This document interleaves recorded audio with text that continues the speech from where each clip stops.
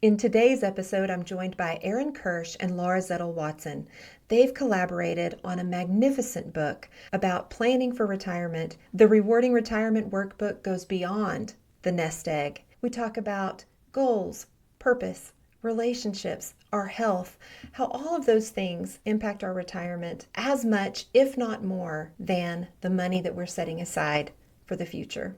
I enjoyed this conversation and learned so much. I know you will too. Stay tuned. Nobody's ever gonna take your place. Yeah, I think we should meet in the middle. I follow you 'cause you're the light of the day. I need you like you need me, it's so simple. It's so simple.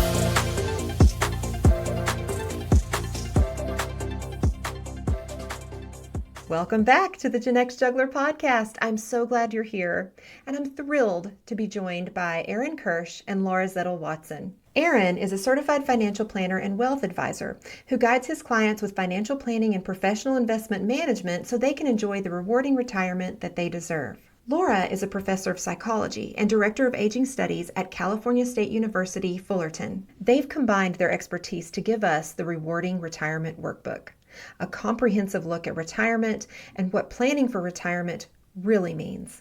I'm so glad they're here with me today. Welcome, Aaron and Laura. I'm so glad to have you joining me today on the podcast. I am so impressed with this book and the way that you approach retirement. Can you tell me a little bit about how you guys came together in your separate fields and found one another to make such a holistic retirement book? As a certified financial planner, the main question I typically start with when I'm doing planning for people, most people are planning for retirement. And so the first question is typically, when do you plan to retire? Most people have a pretty good idea of when they want to retire.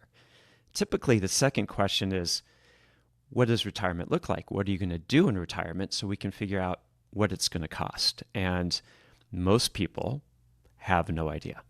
They just haven't thought of it. They've focused only on the financial part and very little on what the activities are going to be. What are they going to do to make their retirement those golden years? So I decided I should write a book to help people figure that out. And I started out by reading lots of retirement books, and there's over 10,000 retirement books, and some of them were really, really good. The big fundamental problem with all these retirement books is it was sage wisdom. People had great ideas and they'd say what they've tried or what other people have tried, and really great ideas, but I'd read these books and I'd put it down and I thought, well, it's great information, but how would I make that actionable? What would I do to really plan out my retirement? And so I decided to write a book that was more of a workbook to where people would actually write down and think about what they were going to do. But I had a big problem. My big problem was that I realized I'm a collaborative person. Before I became a certified financial planner, I was an aspiring musician, which is a collaborative art form. And after that, I was in the film industry for almost 9 years, which is also a collaborative art form. And I realized I need to do this together with someone else. And because what I'm trying to do is help people change their behaviors and take action, I decided I needed to find a psychologist. So I started reaching out to some psychologists, and I got super, super lucky. I found Laura, and she is perfect in 3 ways. One, when you meet her, you'll realize that she's super bright and a super nice person and just a great person. So that's number one. Number two, not only is she a psychologist, but she is specializing in geriatric and elder types of conditions for psychology. And number three, she's just a perfect collaborator. We've worked really well together putting this book together and making presentations. So I got very, very lucky. Oh, that's great. Yes, I can tell that everything he's saying about you is true, Laura. I'm so glad that Aaron had the forethought to join forces with you because you bring a whole new angle to the idea of retirement. You bring a piece that we don't think about very often that is super complementary to what Aaron does. Can you tell me about your background and how you were able to come to this approach when it comes to retirement? Yeah, thanks for asking. I think when Aaron reached out, I had not been in the market for, collaborating on a book. It was the farthest thing from my mind. As a researcher, kind of our bread and butter is in research publications and, those peer-reviewed things. And I'm like, okay, I'm a financial planner is reaching out to ask about collaborating on a retirement book. And then I was like, this is fantastic because we spend all of our time, in our ivory tower doing this research. And, I've had 20 years in this field of trying to figure out ways to help older adults age more, quote unquote, successfully, looking at this positive aging idea. And Yeah. to see somebody practicing in a field that works with a lot of older adults, middle-aged adults, heading toward later life, who was interested in really seeing that come to fruition just seemed like it was just too good to pass up. Because I feel like a lot of the work that we do just collects dust on a shelf in some periodical somewhere. And it's very rare that we find somebody who's really interested in applying all of this research into real world forms. And so this seemed to me the perfect opportunity to take decades of our knowledge about what brings us joy and contentment and satisfaction in later life and put it to good use in a bona fide workbook that's going to give people step-by-step directions on how to turn their retirement dreams beyond the finances into that reality. So, and I will echo everything Aaron said. It's been an absolute pleasure to work together. We started this during COVID, and it, has just been a wonderful thing to kind of keep us focused. And I'm really proud of the product. You should be. You should be very proud of your product. Most retirement books focus on what to do, and yours focuses on the why and the how. And that is a fundamental difference in the approach that you guys take. And it applies so much to life in general. Can you tell me what led you to take that particular approach in your workbook? Most of the books I was reading, it's a lot of anecdotal evidence, but what really drives happiness, what really makes it interesting is that I found that I got really interested in something called behavioral finance, which is, people think that humans are totally rational. And when they're investing, they're rational. When they're spending money, they're rational. And behavioral finance is a form of psychology that started back with Danny Kahneman and Amos Tversky about, 30 years ago, Laura? And so it's more of how do people really react? How do they really behave? And so I thought, anecdotal evidence and anecdotal thoughts and great tips and ideas are good, but what if we dive into the actual research to see what really drives happiness, what really makes a rewarding retirement, and even before retirement, what can people do to prepare for retirement? And it's hard when you're a Gen Xer, you've got kids, you've got probably aging parents, and it's hard to think of this next stage in life, but things that you can do now to prepare for that, if it's based on evidence, if it's based on facts, if it's based on the psychology research, that's what really drives success, I think, and happiness. You only get a chance to do the retirement thing once, right? You don't get a second chance. So, do it right. Start with what really works. And Laura is the perfect person because she is so entrenched in all this research. That's brilliant. That's just such a brilliant approach. Your book mentions that research shows that 50% of happiness is predetermined by our genetics, and only 8 to 15% comes from external factors or our circumstances. That's a fascinating statistic to me. Laura, can you tell me more about that? Yeah, and I think that's shocking to a lot of folks to learn that, happiness is not necessarily something that's happening to us. And I think that is important to remember when we're thinking about the heritability of a whole bunch of different traits, things that play into happiness. Examples would be optimism. Health is part of what makes, what allows us to be happy. And all of those components are heritable in many ways. And so when we're thinking about happiness, we're trying to define happiness. And we write about this in the book. The definition of happiness is elusive to researchers. Nobody has been able to just, nail it down. First, I would say there are as many definitions as there are people researching it. We've all got a different definition for what happiness is. But I think that's what makes it so exciting is that it is individualized. And that means at the end of the day that there is control. And so when you kind of say those statistics, about 50% is based on heritable characteristics, another 7 to 15% based on factors in our external life. And for your listeners, that includes things like our jobs, our wealth, um, our education level, our neighborhood, those kinds of external factors.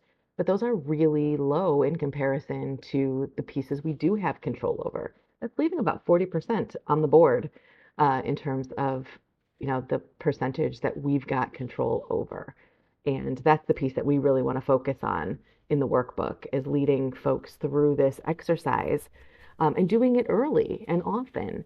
Because I think, as soon as you start a career and you get your 401k or whatever, you start thinking about that balance. You're watching that balance. It's something we're trained to do from an early age. But other than that, people aren't thinking about retirement from aside from the number, from that dollar sign. And that's what we're trying to change, is this idea that planning for retirement is way more than just that bank account. It has so many other components. We're trying to get people to think about those early. So the book is not just for people who are ready to retire. It's particularly helpful for those who, have it on the horizon and want to start thinking about it because there are those things that we can do today, those things that we can start to do now, habits we can put in place, things we can start planning for that allow us to set ourselves up for the most success. That's wonderful. I feel like Gen X, I mean, some of us definitely have it completely together. There are definitely those that have been planning for retirement since they got out of college and they are set and they are ready. I'm not sure that we, the forever young type of generation, really thought about how fast life goes. Even though Ferris Bueller told us life moves pretty fast, now we're really seeing that. Like it's not one stage and then you get a break, and another stage and you get a break. You just kind of flow through. And retirement is so much more than having that pot of gold at the end of our rainbow. One thing we think about when we talk about retirement is having goals, having purpose, having plans, and you have some really neat statistics about goals and purpose in your book. One of the things that struck me is when we talk about our goals with others, we're actually less likely to do them, to accomplish them. Is that right? That's right, Deb. So it's interesting because when we talk about our goals, our brain has this amazing ability to imagine things as if they are real. That's kind of a unique human trait, I believe, is that we can get excitement or gratitude or satisfaction out of just talking about something. We can close our eyes and imagine ourselves on a beach with a cocktail in our hands and the kids aren't running around screaming, right? We can do all these things of visualization. So when you talk about your goals, you almost get a little bit of a reward ahead of time. And it sometimes makes people less likely to actually go through with things. That is so interesting. So that even applies to our retirement goals. Yeah, and I would say it's one of these things where it's great for an accountability perspective to share what goals might be so that you've got someone you can check in with. But oftentimes, having that pie in the sky sharing is not what is effective. It's here's the little step I'm going to take this week. Those are the types of sharing, the behaviors, the mini goals that get us to the big idea that are going to be helpful to share. So just sort of saying, yep, I'm going to, retire on the beach with my umbrella drinks. And, that's going to make it harder to achieve than to say, this week, I'm going to look into locations where real estate might be within my reach, to kind of make those goals actually tangible, something that if I tell you I'm going to do it and you ask me about it next week, hey, what did you find? I realize I have an accountability partner now, and is going to make me try to achieve those behaviors more so than the individual goals. So that's why you say 70% of people who have an accountability partner when it comes to their goals will actually achieve their goals.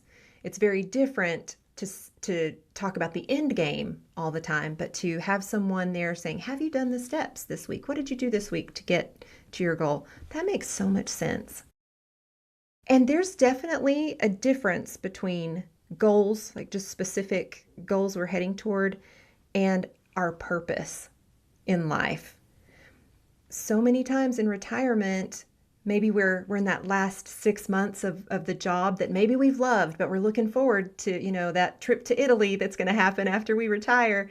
And we're just thinking, oh, retirement's going to be great. Retirement's going to be great. We get there and our entire identity and purpose, maybe not entire, but a big part of our identity and purpose in society was this job that we no longer have.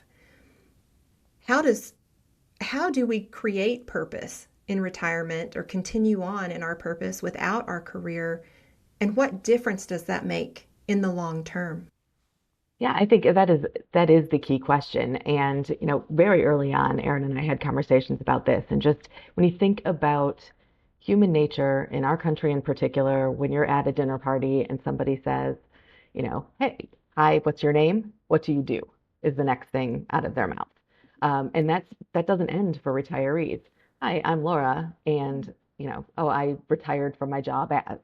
We continue to really put so much focus in our society on the work identity, and it's really become kind of the elephant in the room that we really need to figure out a way around if we want to expand our identities past that. And you're absolutely right. A lot of folks, similar to, people who might not be prepared for marriage, who are planning a wedding, when you see a couple and it's all about the wedding, and you're like, but have you thought about what marriage is going to look like after that? You get a little nervous for them because it's all about the big party. It's all about the celebration, and they're not really thinking about the day-to-day that's going to happen afterward. Retirement's the same way. If you're planning for that last day of work, you can celebrate that. You can have that trip to Italy. It's absolutely something you can celebrate.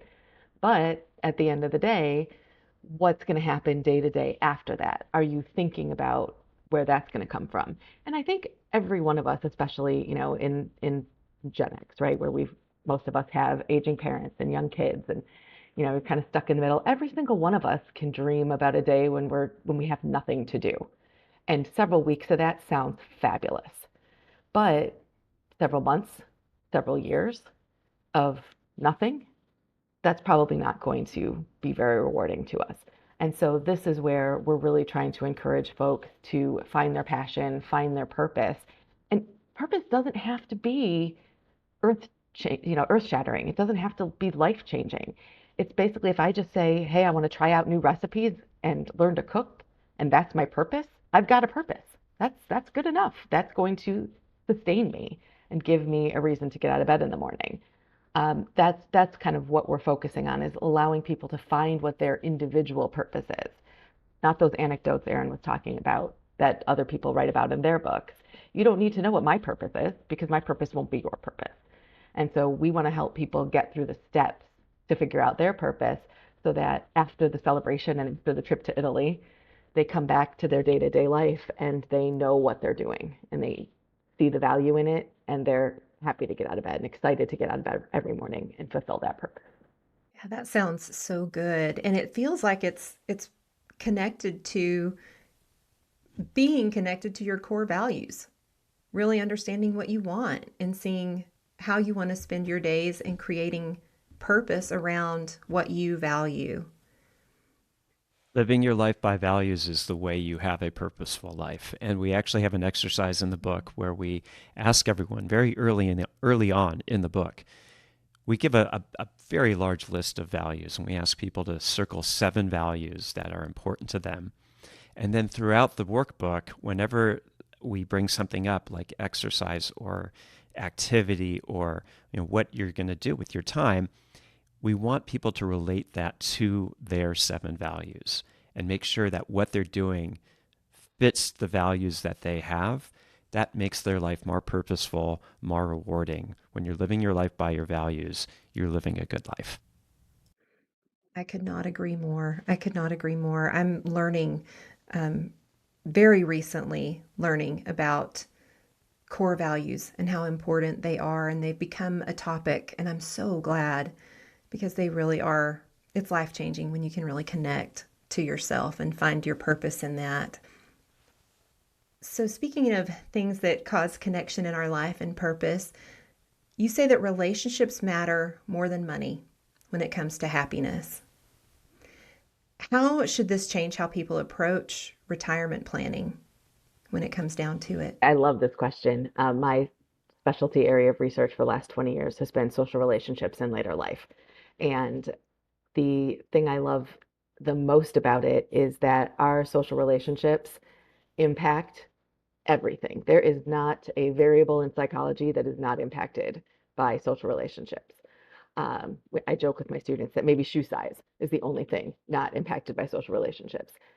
It is such a powerful component. And what a lot of people, again, when we're looking at the big picture of retirement and we're thinking about that very long-term goal and what that balance on the bank account is, we tend to maybe take our spouse or partner into consideration because we share that account and that maybe that's a shared goal. But all of the other people in our lives, we may not really be considering. And what we find is that a lot of folks will kind of do a stutter start to their retirement where they do what they think is their dream retirement. They might sell their home and move out to some super fun place. Maybe it's that beach I was talking about a little bit ago. Um, or that villa in Tuscany that's giving away the $1, properties. They find a place like that, they go and, 6 months, a year, maybe 2 years, and they start missing everything that they had. And most of those things are their relationships, those lifelong friends, their children, grandchildren, siblings, that we often reconnect with as we get older. The importance of family and friendships grows with age. And if we separate ourselves from those things, we really start to feel it. And so what we notice is that when folks give themselves kind of permission to say, okay, I'm going to re-envision what this retirement looks like for me, most people decide they want to stay in place. They want to stay in their home. They want to stay in their neighborhood. They want to stay with their friend group. We see far fewer what we call amenity moves, the idea of chasing a particular amenity, whether it's the weather, the sun, golf, and more people deciding to do more of these emotionally tied. If they're going to move, it's going to be closer to friends or family as opposed to farther away from them. So those relationships really do seem to be more important than even the bank account balance at the end. That makes so much sense. I think even today, especially today when we're living so much longer, because retirement can be a really long time. It's not a rush to do everything that I wish I could have done when I was spending all those days working. It's a whole new chapter in life that we live out, just as we've lived out the others. And I noticed you have, in your book, you mentioned 3 phases of retirement that go into those years. Can we talk about that? Sure. This one financial advisor came up with this concept many years ago. He decided to divide retirement periods into your go-go years, your slow-go years, and your no-go years. So it's pretty self-explanatory. In your go-go years, you're younger, you're healthier, you're doing all the things you want to do, you're taking those vacations, you're living out all those things that you wanted to do while you were working or raising kids or taking care of parents that you didn't have the opportunity to do. Those are your go-go years. Slow-go years, obviously, as you get older, my back starts hurting. I have some other medical issues. Maybe I'm not as active. And then obviously the no-go years are the years when you're not going anywhere. You're at home. You're not healthy enough to travel much or to do many things. And actually that is a good segue into, and we can talk about this later, but it's a good segue into why your health is so important in retirement. Because the healthier you are, the longer your go-go years are, and you get to delay your no-go years. And so people who don't enter into retirement healthy are not going to have that dream retirement that they've always wanted. As Gen Xers, I think that's a really important thing to think about now, because your health starts now. If you aren't healthy now, if you're not taking care of yourself now, then how are you possibly going to be doing all the things you want to do in your golden years when you're retired? That is perfectly said. And that speaks to a topic that is near and dear to my heart because I went through a health journey where I lost just shy of 100 pounds and started eating well and working out and doing all the things. And I shudder to think where I would be even now at 49 if I hadn't 5, 6 years ago made the decision to change because I was already slowing down. And then we see our elderly loved ones who are up against health battles, and we just think, I want to go as long as I can in those go-go years. And I always joke that I want to be the 95-year-old woman who, with the skinny little legs, hiking in the hills, when everybody's like, how is she still doing that? And I'm like, oh, honey, come on and hike with me. That's my goal. Yeah, But yeah, our health matters so much. there's a fitness and a health and fitness coach that we work with at my company. We have a corporate wellness program. He came up with this great idea of, obviously at our age, with our commitments and our jobs and our families, we're not going to be able to. I'm a cyclist. I'm not going to ride in the Tour de France. That could be a goal of mine, but the reality is I'm never going to get there, right?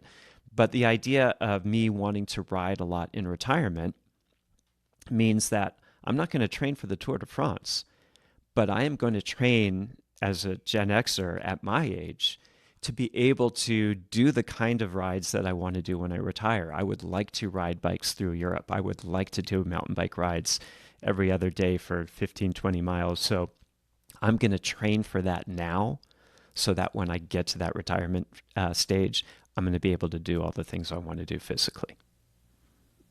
That's brilliant. And I feel like the worst thing we can do is the thing we want to do when our working years are done, and that's sit. We can't, sitting is the new smoking. Is that what I've heard? We just can't do that to ourselves. And I understand the temptation. Give yourself a couple days to binge watch something on Netflix and then get out and go. You're absolutely right. And we are very much seeing in clinics across the country, across the globe, the folks that just sit and become the couch potatoes are the ones that have the shortest life expectancies and the ones who have the most problems in terms of illness, morbidity, disability. So getting up and moving now, it's one of those things, like you said, it's a journey to become healthy. It's not something that we can just say, oh, I'll get healthy when I retire. It's not impossible, but the earlier you start, the more successful that journey is going to be. And Aaron talked a bit about exercise. I think two other components that I want to just enforce again, if we talk about things like cardiovascular health, for example, is cardiovascular disease is the number one killer and in people over 65. And if we are exercising, we also need to be eating properly, so getting good nutrition and sleeping enough. And I definitely think, talking to my fellow Gen Xers out there, when I know we all wish we could get a bit more sleep, but there's just Mhm. not enough time in the day. Unfortunately, prioritizing sleep is part of prioritizing health. And it's one of the pieces of the puzzle that we need to be able to put into play sooner rather than later, because all of these things are taking a toll on our most important organ, which is our heart. And the heart disease it's starting early and it's happening to all of us. And it's silent until it's not. And so I Mm. think as Gen Xers, this is absolutely something I'm sure our physicians are all talking to us about, and we need to just have that on the radar. I think it would be a disservice to our future selves to not be considering what we do to our bodies now.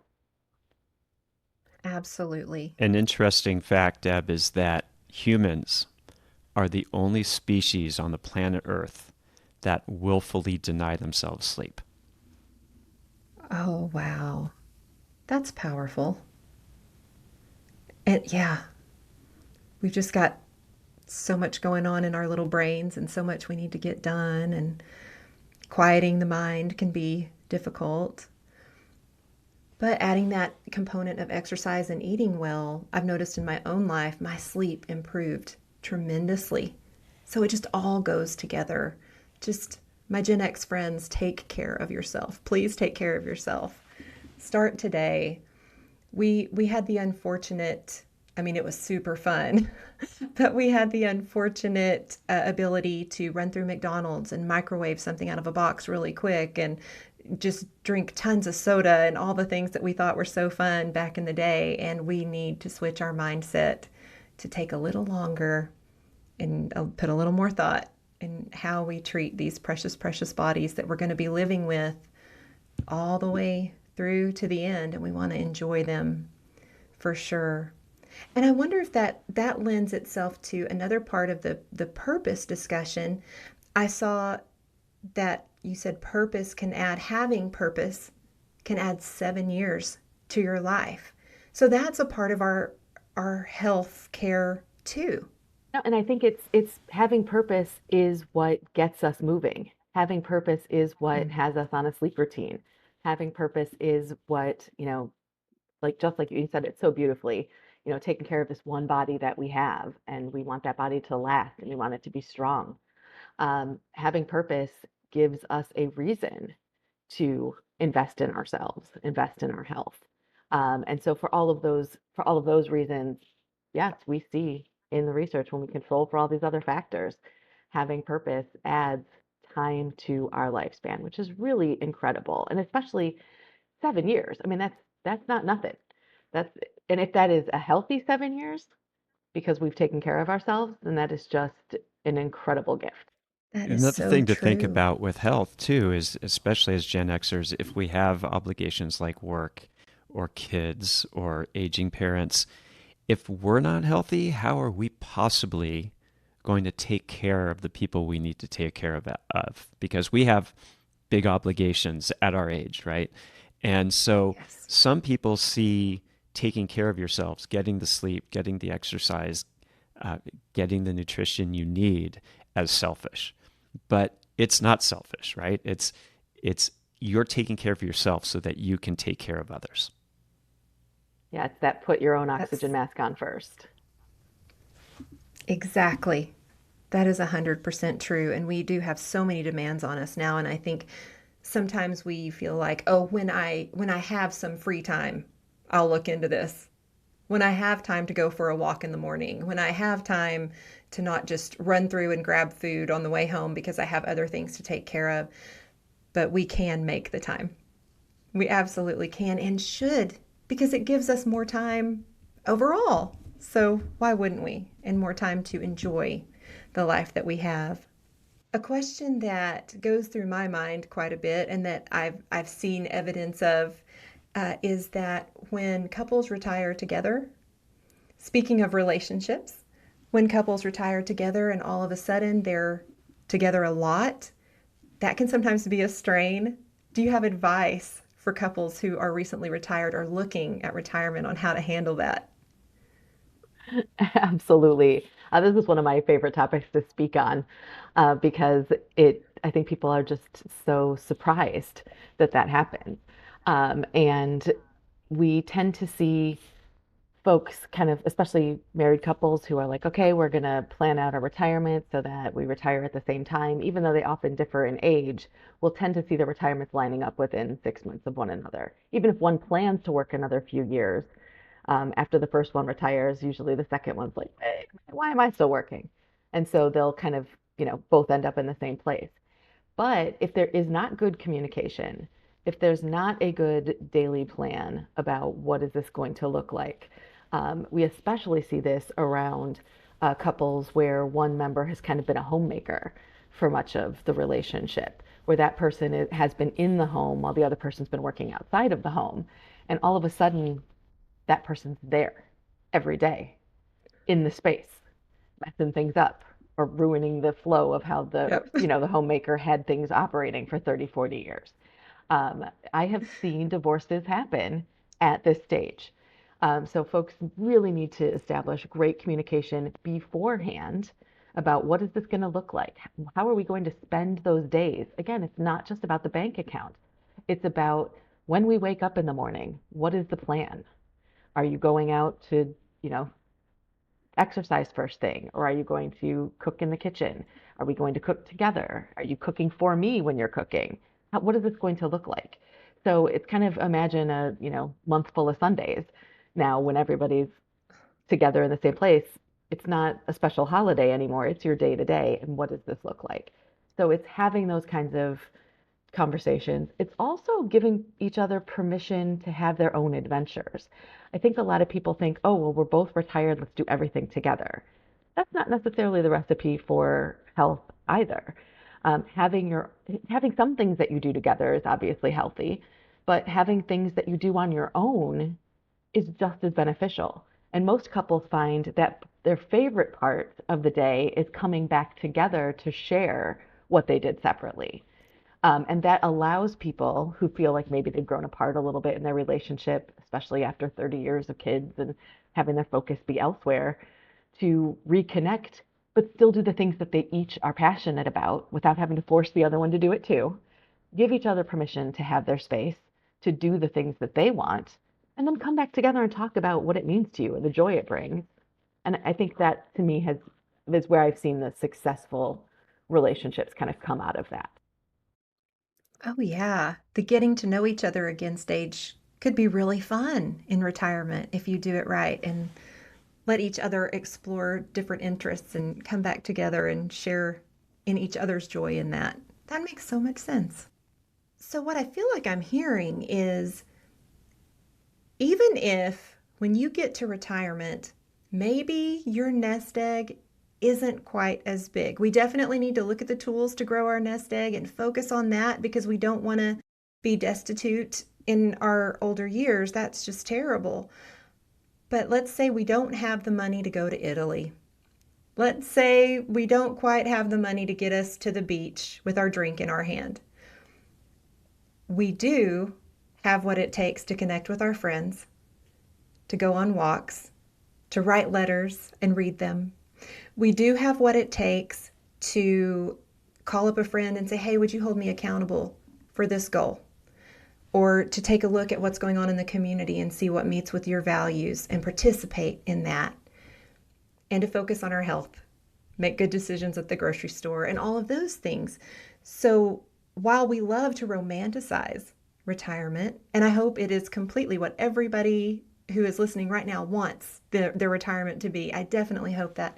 But I love the idea that the important parts don't come from a bunch of dollars in the bank. They come from our connections and our purpose.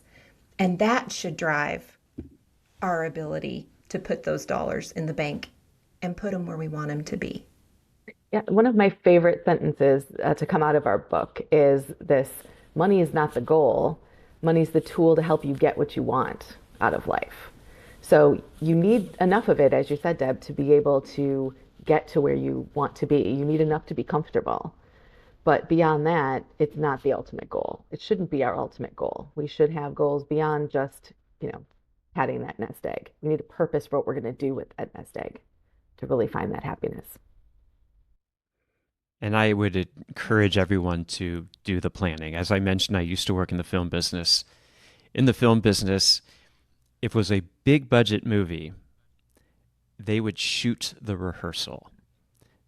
If it was a lower budget movie, they wouldn't shoot the rehearsal because film is expensive. So they'd have the actors and the cameraman work out the scene first a couple times, and then they'd shoot it, right? So because you don't have unlimited money, and especially because you don't have unlimited time, it's best to plan out that retirement, best to plan out what you're going to do sooner than later. Don't wait till the day before your retirement party to make those plans. And the other thing in the film business is that directors take multiple takes, right? They'll shoot the same scene 4 times, 5 times, 20 times to get it exactly right. And in retirement, there are no second takes. You get one chance to get it right. So why not plan it out now? Deb, it's interesting. I find that I believe that people spend more time planning a 1 or 2 week vacation than they do the 20 years they're going to live in retirement. So I encourage everybody, all your listeners. I know as Gen X, there's other obligations right now. Retirement is down the road. It's in the future.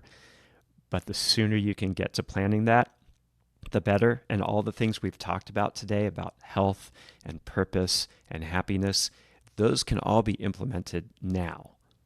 You don't have to wait. That's wonderful. We should get busy about implementing that.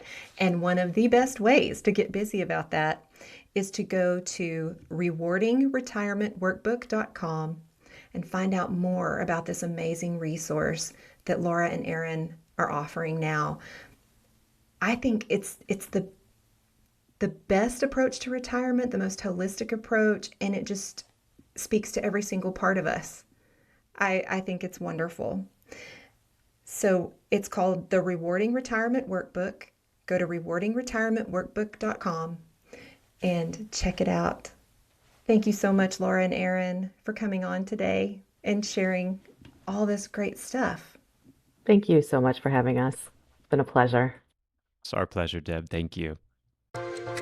Nobody's ever gonna take your place. Yeah, I think we should meet in the middle. I follow you 'cause you're the light.